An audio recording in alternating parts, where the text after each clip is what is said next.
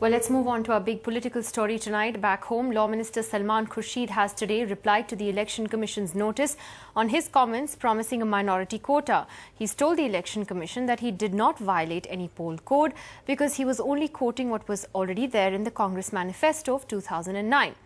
The Election Commission has already yesterday stopped the implementation of the 4.5% quota that was announced by the government just ahead of polls for minorities.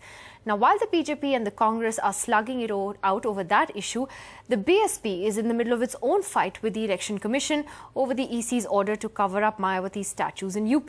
Today, the party said that Dalits are feeling cheated as a result. And meanwhile, on another note, Rahul Gandhi's marital status also seems to have become an issue.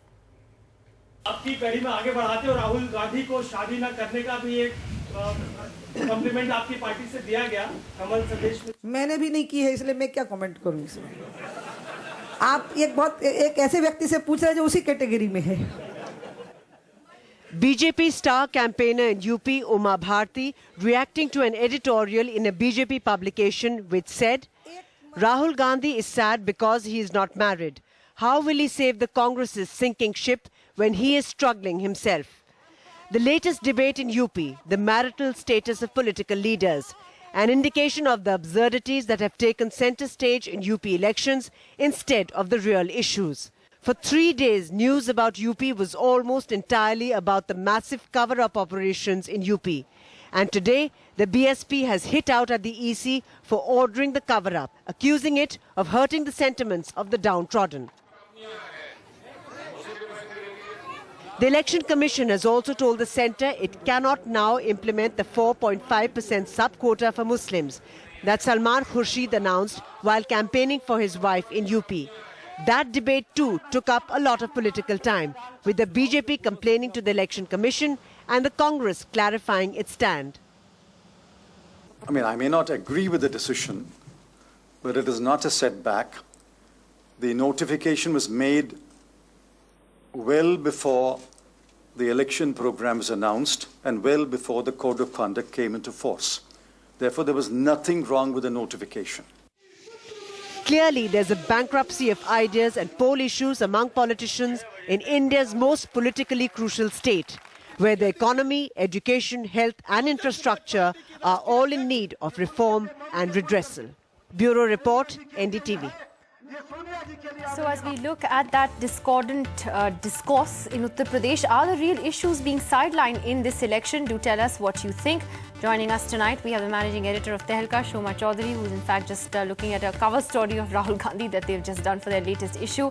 We're joined by Mr. Chandan Mitra, Rajya Sabha MP from the BJP. Also joining us from Lucknow tonight is Gaurav Bhatia of the Samajwadi Party. We have the former Chief Election Commissioner, Mr. T.S. Krishnamurthy as well. And shortly we will be joined by the Congress's spokesperson, Renuka Chaudhary. Mr. Chandan Mitra, to you first.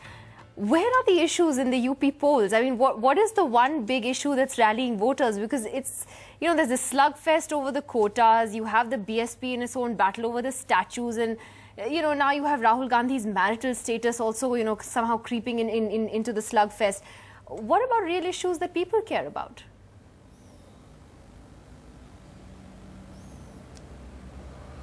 Well, you see, I think over the last few years, the issue of development has simply fallen off the map of UP.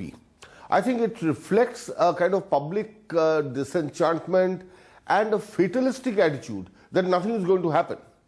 I am reminded of what used to be the position in Bihar once, before development was brought to the forefront by Mr. Nitish Kumar, and he campaigned aggressively on the plank of development. And then, once he won his first term, he actually did such good development work that people regained faith in the development process and the relevance of elections to that process. UP hasn't reached the stage as yet. As a result, we are discussing caste, we are discussing covering up of statues, which are really not germane to people's issues. And promises are being made. Every party is making promises that once in power, there will be electricity, there will be water, there will be milk and honey flowing all over the state. But somehow I think the people have become rather cynical, which is why nothing is really clicking in this time, and we are getting bogged down in trivialities. But then doesn't the primary responsibility then rest with political parties to take the lead on this and set the agenda? I mean, for instance, what do you think of this little leaflet on Rahul Gandhi, which the BJP put out in UP, to which Uma Bharti responded with a sense of humor? But I mean, surely, whether Rahul Gandhi is single, whether he's married, whether he's divorced, how is that relevant to the campaign in UP?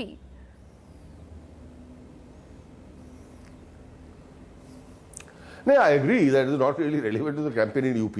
And I think it was, the comment was made in a publication in a light-hearted manner. I don't think too much need be read into it. And Umaji has responded very rightly in a humorous way. No, this is not a campaign issue. I don't think that anybody is particularly agitated or outraged or kind of, anybody means it seriously that Rahul Gandhi's marital status is an issue. These are asides. These are diary items in newspaper parlance, as we call them. They are of no greater consequence than that. NDTV's cricket app, Android and iPhone. Fastest scorecard, special analysis, and much more.